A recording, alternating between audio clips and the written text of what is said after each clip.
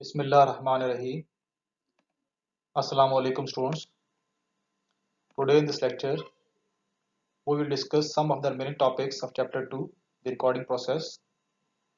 And these topics are: number 1, identify the basic steps in recording process. Number 2, explain what a journal is and how it helps in the recording process. Number 3, explain what a ledger is and how it helps in the recording process. And fourth is explain what posting is and how it helps in the recording process. So first we try to understand what is the recording process. The recording process consists of three main activities. First is to analyze each transaction. Second, enter transaction in a journal. And third, transfer journal information to ledger accounts. यानी recording process में सबसे पहला जो step है that is to analyse the financial transaction. उसमें हमने ये देखना है कि जो इवेंट अकर हुआ है, जो फाइनेंशियल ट्रांजैक्शन हुई है, वो किन अकाउंट्स को अफेक्ट करी. एसेट्स के अकाउंट्स को अफेक्ट करी है, लायबिलिटीज के अकाउंट को अफेक्ट करी है, इक्विटी के अकाउंट्स को अफेक्ट करी. किन अकाउंट्स को अफेक्ट करी, एसेट में किन अकाउंट्स को अफेक्ट करी है, लायबिलिटीज में किन अकाउंट्स को अफेक्ट करी है, इक्विटी में किन अकाउंट्स को अफेक्ट करी. तो सबसे पहला जो है स्टेप ये है कि हमने फाइनेंशियल ट्रांजैक्शन का एनालिसिस करना है और ये आइडेंटिफाई करना है कि वो किन अकाउंट्स को अफेक्ट हो रहे हैं, और सेकेंडली उन अकाउंट्स में इंक्रीज हो रहा है या डिक्रीज हो रहा है. दो चीजें देखनी है हमने एनालिसिस में. एक ये कि वो कौन से अकाउंट्स हैं जो कि अफेक्ट हो रहे हैं, और दूसरा उन अकाउंट्स में इंक्रीज आ रहा है या डिक्रीज आ रहा है. सेकंड ये है कि हमने फिर उसके बाद एंटर करना है उस ट्रांजैक्शन को इन अ जर्नल. यानी हम जो उसको रिकॉर्ड करेंगे अपने बुक्स ऑफ अकाउंट्स में, तो सबसे पहले हम उसको जर्नल जर्नल भी से कहते हैं या जर्नल कहते हैं, उसको हम जर्नल के अंदर रिकॉर्ड करेंगे in the form of debit and credit. इसे हम कहते हैं जर्नल एंट्री पास करना. यानी हम एक जर्नल एंट्री पास करेंगे जर्नल के अंदर और उस फाइनेंशियल ट्रांजैक्शन की इंफॉर्मेशन को हम रिकॉर्ड करेंगे अपने पास.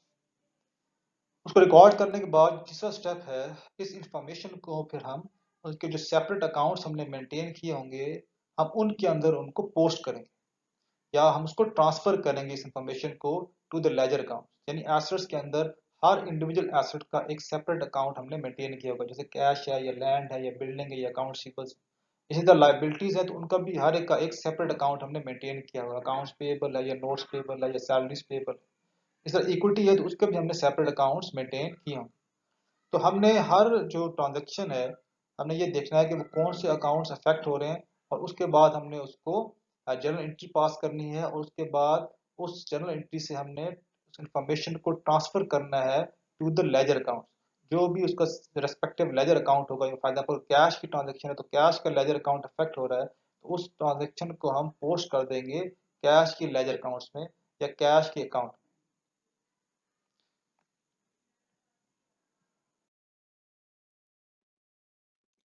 The journal. First we see what is transactions. Transactions are initially recorded in chronological order before they are transferred to the ledger accounts. जो transactions हैं basically जो financial transactions की हम बात कर रहे हैं उनको chronological order यानी कि date wise जो हम उसको रिकॉर्ड करते हैं, और उसको हम कहाँ रिकॉर्ड करते हैं, उसे हम जर्नल के अंदर रिकॉर्ड करते हैं, और उसके रिकॉर्डिंग के बाद फिर हम उसको ट्रांसफर करते हैं उनके सेपरेट जो अकाउंट्स हमने प्रिपेयर किए होते हैं. तो वहाँ पे जिन्हें हम लेजर अकाउंट्स कहते हैं, उन अकाउंट्स के अंदर फिर हम उसकी इंफॉर्मेशन को ट्रांसफर करते हैं. जनरल जर्नल है क्या, basically a general journal has number one spaces for dates. इसका जो फॉर्मेट है उसमें सबसे पहले हम डेट लिखते हैं. डेट के बाद जो सेकंड है कॉलम, उसमें हम अकाउंट टाइटल्स एंड एक्सप्लेनेशन लिखते हैं. थर्ड कॉलम में हम रेफरेंस लिखते हैं, और फोर्थ में हम दो कॉलम बनाते हैं, एक में हम डेबिट लिखते हैं और दूसरे में हम क्रेडिट लिखते हैं. तो जो जनरल जर्नल है उसका जो फॉर्मेट है उसमें सबसे पहले डेट्स आएंगी, उसके बाद टाइटल एंड एक्सप्लेनेशन आएगी, उसके बाद रेफरेंस आएगा, उसके बाद हम डेबिट और क्रेडिट के दो कॉलम्स बनाएंगे. तो जब भी फाइनेंशियल ट्रांजैक्शन होगी सबसे पहले जो वो रिकॉर्ड होगी वो जर्नल के अंदर रिकॉर्ड होगी in the form of debit and credit. Further, a journal makes several contributions to recording process. First, it discloses in one place the complete effect of a transaction. इसका मतलब ये है कि जो भी फाइनेंशियल इवेंट अकर हुआ है उस फाइनेंशियल इवेंट को हमने रिकॉर्ड कर दिया जनरल जर्नल के अंदर, और हम उसको रिकॉर्ड करेंगे in the form of debit and credit. Debit और क्रेडिट के फॉर्म में हमने उसको वहाँ पे जनरल जर्नल के अंदर रिकॉर्ड किया। हमने उसको रिकॉर्ड किया है तो वो एक कंप्लीट इफेक्ट शो कर रहा होगा उस फाइनेंशियल इवेंट का या फाइनेंशियल ट्रांजैक्शन का। जैसे फॉर एग्जांपल इन्वेस्टर ने इन्वेस्ट किया कैश बिजनेस के अंदर, तो कैश इंक्रीज हो गई और इक्विटी इंक्रीज हो गई। इसे हम डेबिट और क्रेडिट की फॉर्म में वहां पे रिकॉर्ड करेंगे, और वो हमें ये कंप्लीट एक इंफॉर्मेशन दे रहा होगा कि क्या इवेंट जो है वो अकर हुआ था, कैश कैसे इंक्रीज हुआ है और इक्विटी कैसे इंक्रीज हुई। Secondly, it provides the chronological record of transactions. दूसरी बात यह है कि हम जो भी फाइनेंशियल ट्रांजैक्शंस होंगी उनको डेट वाइज रिकॉर्ड करते जाएं। फॉर एग्जाम्पल आज की डेट में जितनी भी फाइनेंशियल ट्रांजैक्शंस हुई हैं उन सब का डाटा या उन सब को हम डेबिट और क्रेडिट की फॉर्म में जनरल जर्नल के अंदर रिकॉर्ड करेंगे। इसी तरह नेक्स्ट डे, फिर नेक्स्ट डे, फिर नेक्स्ट डे, इसी तरीके से हर डेट, जिस भी डेट को जो भी फाइनेंशियल इवेंट अकर होगा उस फाइनेंशियल ट्रांजैक्शन को हम डेट वाइज रिकॉर्ड करते जाएंगे। तो ये जो जनरल जर्नल है ये हमें प्रोवाइड करता है financial information in the form of chronological order. Third, it helps to prevent or locate errors as debit and credit amounts for each entry can be compared. तीसरा बेनिफिट जनरल का ये है कि उसमें क्योंकि हम उसको डेबिट और क्रेडिट की फॉर्म में रिकॉर्ड करते हैं, और हमने ये पढ़ा भी था कि total debits must be equal to total credits. जो आपने डेबिट्स किए हैं उनकी अमाउंट इक्वल होनी चाहिए आपकी क्रेडिट की अमाउंट से। तो इसकी वजह से एक तो एरर के चांसेस कम होते हैं, यानी मिस्टेक के चांसेस जो हैं वो कम है कि हम गलत कर सकें। तो डेबिट की अमाउंट ज़्यादा लिख दें, क्रेडिट में कम लिख दें, क्योंकि हमने ये इंश्योर करना है कि डेबिट जो है, जो अमाउंट डेबिट में है वही क्रेडिट में होनी चाहिए। सेकेंडली, अगर हम कहीं हमसे एरर हो जाता है तो उसको लोकेट करना भी आसान है कि हम डेट में जाके किस डेट को ये ट्रांजेक्शन हुई थी, और वहाँ पे हम लोकेट कर सकते हैं कि हमने कोई गलती तो नहीं की। तो इसके जो जनरल जर्नल है, अगर हम इसको देखें तो इसके हमें तीन बेनिफिट्स हैं। एक तो ये कि ये कंप्लीट इफेक्ट जो है एक ही जगह पे आपको नज़र आ रहा होता है। दूसरा, ये आपको डेट वाइज जो है वो फाइनेंशियल ट्रांजैक्शन का डाटा जो रिकॉर्ड जो है वो प्रोवाइड करता है। और तीसरा जो बेनिफिट ये है कि हम वहाँ पे एरर्स को प्रिवेंट कर सकते हैं और हम उसको लोकेट कर सकते हैं easily. Journalising, entering transaction data in the journal is known as journalising. जब हम जो फाइनेंशियल डाटा है उसको जर्नल के अंदर रिकॉर्ड करते हैं तो उस रिकॉर्डिंग को हम जर्नलाइजिंग कहते हैं। हमने उसको जर्नलाइज कर दिया। Separate journal entries are made for each transaction. जो भी ट्रांजेक्शन होगी फाइनेंशियल ट्रांजेक्शन, उसको हम जर्नल एंट्रीज जो है वो पास करेंगे जर्नल के अंदर, जिसे हम जनरल जर्नल कहते हैं। A complete entry consist of, कोई भी जब एंट्री पास होगी तो वो तीन चीज़ों के ऊपर मुश्तमिल होगी या डिपेंड कर रही होगी। फर्स्ट ये होगा the date of the transaction. सबसे पहले आप लिखते हैं डेट, कि इस डेट को ये ट्रांजेक्शन हुई, 1 सितंबर को ये ट्रांजेक्शन हुई। तो सबसे पहले जो हम मेंशन करेंगे वो डेट मेंशन करेंगे। Secondly, the accounts and amounts to be debited and credited. जो दूसरी चीज़ है वो हम अकाउंट्स लिखेंगे कि ये कौन से अकाउंट्स अफेक्ट हुए और उनकी अमाउंट क्या है, तो उसकी अमाउंट के मुताबिक हम उसको फिर डेबिट और क्रेडिट भी करेंगे। थर्ड ये है कि ब्रीफ एक्सप्लेनेशन ऑफ ट्रांजेक्शन। जब हम ये एंट्री पास कर देंगे in the form of debits and credits, तो उसके बाद हम नीचे जो है ट्रांजैक्शन एंट्री पास करने के बाद हम एक ब्रीफ एक्सप्लेनेशन देंगे कि इस ट्रांजैक्शन में या इस फाइनेंशियल ट्रांजैक्शन में क्या इवेंट अकर हुआ। जैसे फॉर एग्जांपल ऑनर ने इन्वेस्टमेंट की है बिजनेस के अंदर, तो हम लिखेंगे owner invested cash in the business. तो नीचे हम एक ब्रीफ एक्सप्लेनेशन दे देंगे कि owner invested cash in the business. Now we try to learn the technique of journalising. The date of the transaction entered into the date column. ये आपको जो उसका फॉर्मेट है जनरल जर्नल का वो नजर आ रहा है। सबसे पहले हम डेट लिखते हैं, उसके बाद अकाउंट टाइटल्स एंड एक्सप्लेनेशन है, उसके बाद रेफरेंस है, उसके बाद डेबिट है, उसके बाद क्रेडिट। सबसे पहला स्टेप है जनरलाइज करने के लिए, हम सबसे पहले डेट कॉलम में डेट लिखते हैं। जैसे यहाँ पे हमने लिखा ईयर 2005, उसके बाद हमने लिख दी डेट सितंबर 1 कि सितंबर 1 को ये ट्रांजैक्शन हुई। तो फर्स्ट स्टेप में हमने डेट लिखी है, और सेकंड स्टेप में अब हम जो है वो जो डेबिट अकाउंट होगा, जिस अकाउंट को हमने डेबिट कर रहे हैं, उस अकाउंट टाइटल को सबसे पहले लिखेंगे। और आपने ये याद रखना है कि उस अकाउंट टाइटल को हमने, जो अकाउंट टाइटल एक्सप्लेनेशन है, इसके एक्सट्रीम लेफ्ट पे लिखना है। जैसे हमने कैश को एक्सट्रीम लेफ्ट पे लिखा है, कंप्यूटर इक्विपमेंट को एक्सट्रीम लेफ्ट के ऊपर लिखा है, और जो क्रेडिट हो रहा होगा अकाउंट, उसको हमने इंडेंट करना है और उसको थोड़ा सा आगे करके लिखना है। जैसे यहाँ पे हमने आर नील कैपिटल को थोड़ा सा आगे करके लिखा है, और कैश को हमने थोड़ा सा आगे करके लिखा है। तो ये याद रखना है, सबसे पहले जो अकाउंट्स हम लिखेंगे वो डेबिट्स होंगे। यानी जो भी डेबिट अकाउंट है, एक है या एक से ज्यादा है, अगर एक हो या एक से ज्यादा हो, दो हो, तीन हो, जितने भी होंगे अकाउंट, सबसे पहले आपने डेबिट अकाउंट लिखने, वो अकाउंट जिनको हम डेबिट कर रहे हैं। जैसे यहाँ पे कैश को डेबिट कर रहे थे, सबसे पहले हमने कैश को लिखा। फिर कंप्यूटर इक्विपमेंट को डेबिट कर रहे थे, तो हमने सबसे पहले कंप्यूटर इक्विपमेंट को लिखा। तो वो अकाउंट्स जिनको हमने डेबिट करना है, सबसे पहले उनको लिखना है, और उनको एक्सट्रीम लेफ्ट पे लिखना है। और जो क्रेडिट अकाउंट्स होंगे उनको हमने उसके बाद लिखना है, और उसको हमने इंडेंट करके थोड़ा सा आगे करके लिखना है।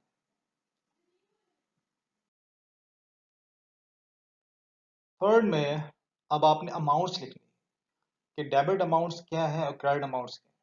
तो जो डेबिट अकाउंट है उसके सामने डेबिट में आपने अमाउंट लिख दी, इसी तरह जो क्रेडिट है अकाउंट, उसकी क्रेडिट में आपने जाके अमाउंट लिख दी। और इस बात का ख्याल रखना है आपने कि इसमें आपने कोई साइन नहीं लिखना, यानी डॉलर है, ये रुपी है, यहाँ पे आपने कोई यूनिट ऑफ करेंसी नहीं लिखना। सिर्फ आपने उसको डेबिट क्रेडिट फॉर्म में जो भी अमाउंट बनती है वो लिखनी है। जब ट्रांजैक्शन कंप्लीट हो जाएगी, जैसे हमने कैश को डेबिट किया है, आर्निल कैपिटल को क्रेडिट किया, उसके बाद हम एक ब्रीफ एक्सप्लेनेशन देंगे। ये भी ज़रूरी है, और आपने ये देनी है हर एंट्री करने के पास। तो आप लिखेंगे, जैसे यहाँ पे ऑनर ने इन्वेस्ट किया है कैश इन द बिजनेस, तो आप लिखते हैं invested cash in the business.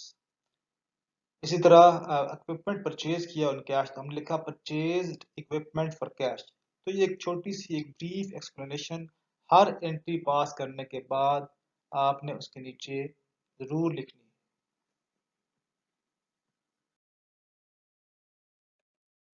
इसी तरह एक और बात का ख्याल रखना है, जैसे यहाँ पे दो एंट्रीज पास की, तो फर्स्ट एंट्री हमने पास की, उसके बाद एक स्पेस ली, फिर सेकंड एंट्री पास की, डेट सेम है, फर्स्ट फर्स्ट। इसी तरह अगर और भी आ जाती हैं, ट्रांजेक्शन होती हैं, तो आप इसी तरह फर्स्ट फर्स्ट लिखते जाएंगे नीचे, और आप एंट्रीज पास करते जाएंगे। तो आपने जो दो एंट्रीज हैं उसके दरमियान एक स्पेस जरूर चाहिए, या आप उसके बाद एक नीचे लाइन लगा दें। उसके बाद फिर सेकंड एंट्री लिखें, डेट जैसे सितंबर 1 है, आप लिखें कंप्यूटर इक्विपमेंट डेबिट और कैश क्रेडिट।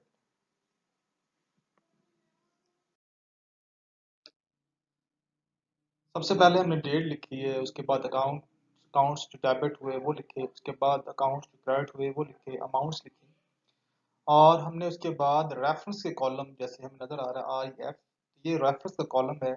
इसमें हमने जो अकाउंट टाइटल्स हैं उनके रेफरेंस लिखने हैं।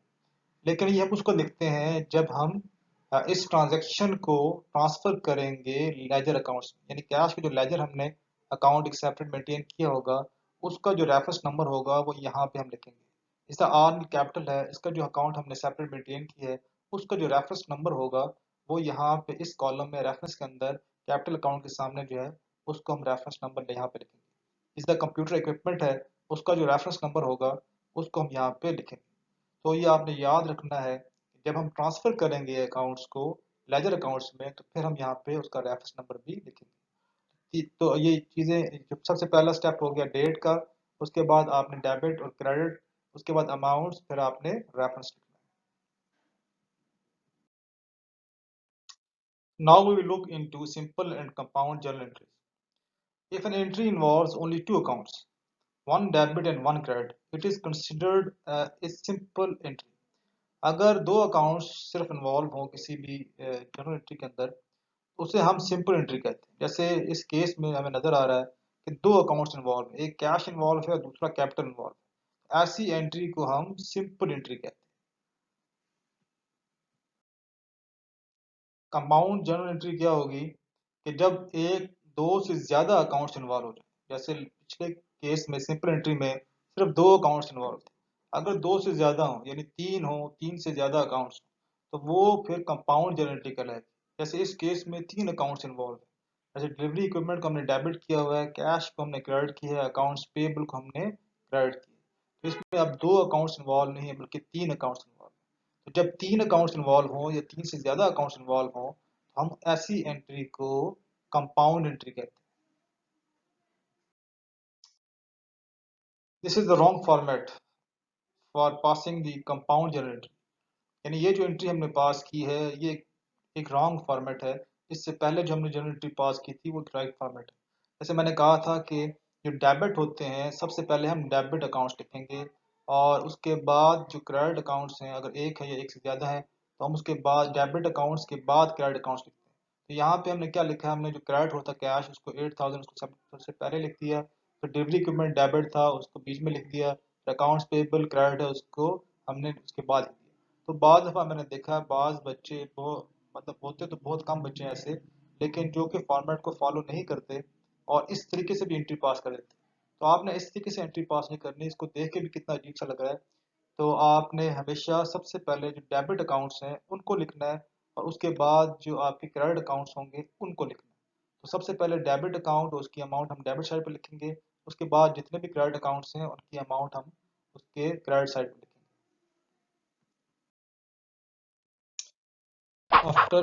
After passing the journal entries, the next step is to post the amounts in the journal ledger. So what is the ledger? It's a group of accounts maintained by a company is called the ledger. A general ledger contains all the assets, liabilities and owners equity accounts.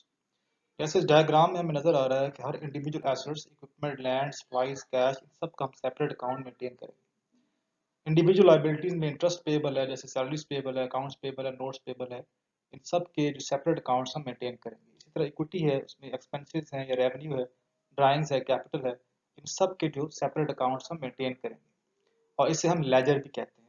और ये जो सब के जो accounts हम maintain करेंगे उससे हम जनरल लेजर कहते हैं। जनरल लेजर के अंदर इन सब के अकाउंट्स हम मेंटेन करेंगे, जिसमें एसेट्स हैं, लाइबिलिटीज हैं, ऑनर्स इक्विटी है। ये सारे इंडिविजुअल अकाउंट्स जो हैं जो मेंटेन होते हैं जिस जगह, उसे हम जनरल लेजर कहते हैं। Posting a journal entry.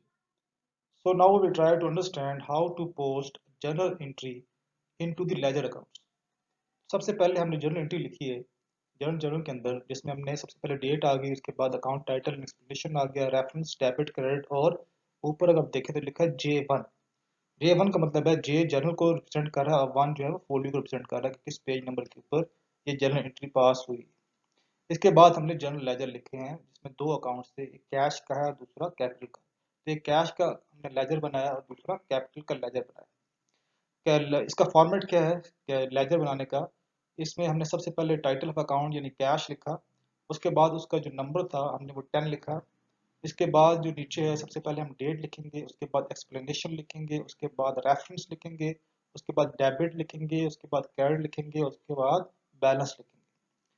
तो जब ट्रांजैक्शन सितंबर 1 को हुई थी, जिसमें कैश को डेबिट किया था और आर नील कैपिटल को हमने क्रेडिट किया था, तो उस कैश का अकाउंट जो है उसे हमने जब डेबिट किया तो कैश के लेजर में हम सेम पहले जाके डेट लिखेंगे, जैसे ईयर 2005 था सितंबर 1, तो वो हमने सबसे पहले डेट लिखी ईयर 2005 और सितंबर 1।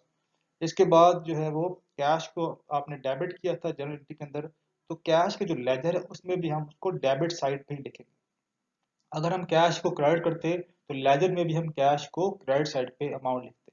तो यहाँ पे क्योंकि कैश को हमने डेबिट किया था तो 15,000 से हमने कैश जो लेजर है वहाँ पे भी डेबिट साइड पे लिख दिया 15,000, और हमारे पास जो बैलेंस आ गया 15,000। ये जो फॉर्मेट है इसका बेनिफिट ये है कि साथ साथ आपको बैलेंस भी बताता रहता है। तो आपने हमेशा उसका बैलेंस जो है वो हर डेट को कैलकुलेट करना है। जैसे अभी ये ट्रांजैक्शन हुई है तो यहाँ पे हमने साथ ही बैलेंस भी बता दिया कि इसका जो बैलेंस है सबका सितंबर 1 को कैश का वो 15,000। जब हम टी अकाउंट के फॉर्मेट यूज़ करें तो उसमें हमें साथ साथ बैलेंस का पता नहीं चलता, लेकिन जब इस फॉर्मेट को फॉलो करेंगे तो यहाँ पे हमें बैलेंस भी साथ साथ हम डिटर्मन करते रहते हैं। इसके बाद हमने लिखा है रेफरेंस में J1। J1 जो है वो जर्नल का रेफरेंस है, जहाँ पे लिखा था J1 इन जर्नल जर्नल फोलियो 1, तो रेफरेंस में हमने लिख दिया J1।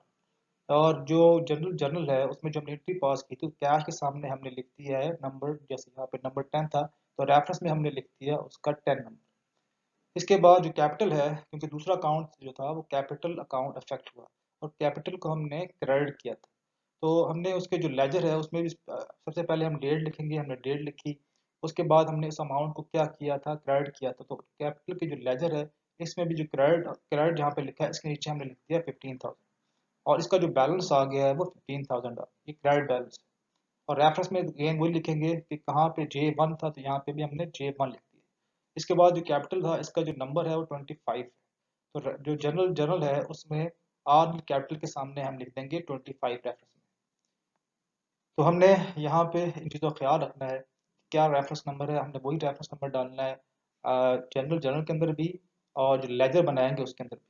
और इसके जो फॉर्मेट है उसको हमने याद करना है कि जो लेजर है उसके उसके फॉर्मेट में सबसे पहले डेट आएगी, फिर एक्सप्लेनेशन आएगी, फिर रेफरेंस आएगा, फिर डेबिट और क्रेडिट आएगा, फिर आप बैलेंस लिखेंगे। और हर ट्रांजेक्शन के बाद जो नया बैलेंस होगा आप उसको वहाँ पे बैलेंस में लिखेंगे। और दूसरी बात ये है कि जो जर्नल एंट्री है उसमें अगर हमने उस अकाउंट को डेबिट किया है तो लेजर में भी उसको डेबिट ही लिखेंगे, अगर हमने उसको क्रेडिट किया है तो फिर उसके लेजर में भी हम उसको क्रेडिट साइड पे ही लिखेंगे। Chart of accounts. A chart of accounts lists the accounts and the account numbers which identify their location in the ledger. कोई भी कंपनी हो जो कि अकाउंट्स मेंटेन करती है वो अपनी चार्ट ऑफ अकाउंट्स बनाती है। अगर आप कॉम्प्यूटर्स के अकाउंट्स डिपार्टमेंट में चले जाएं तो उनके पास भी चार्ट ऑफ अकाउंट्स होंगे, यानी कि वो एक लिस्ट होती है कि हम कौन कौन से अकाउंट्स के टाइटल्स हैं वो यूज़ करते हैं और उनके नंबर्स क्या हैं। तो उनको हमने अकाउंट टाइटल्स और नंबर्स जो है वो आइडेंटिफाई किए होते हैं, और एक पूरी लिस्ट होती है एसेट्स कौन कौन से हैं उनका नंबर क्या है, ऑनर्स इक्विटी के अकाउंट्स कौन कौन से हैं उनका नंबर क्या है, रेवेन्यू के अकाउंट्स कौन से हैं, एक्सपेंसेस के अकाउंट्स कौन से और लाइबिलिटीज के अकाउंट्स कौन से हैं। इसे चार्ट ऑफ अकाउंट्स कहते हैं कि जो अकाउंट टाइटल्स हम यूज करते हैं for preparing the general entries, and after preparing general entries we post those journal entries into the ledger accounts. So I think it is enough for today. In the next lecture, we will use some financial transactions to understand how to pass the journal entries and how to post the journal entry to a ledger account. And in the last, we will prepare trial balance. So thank you very much for today.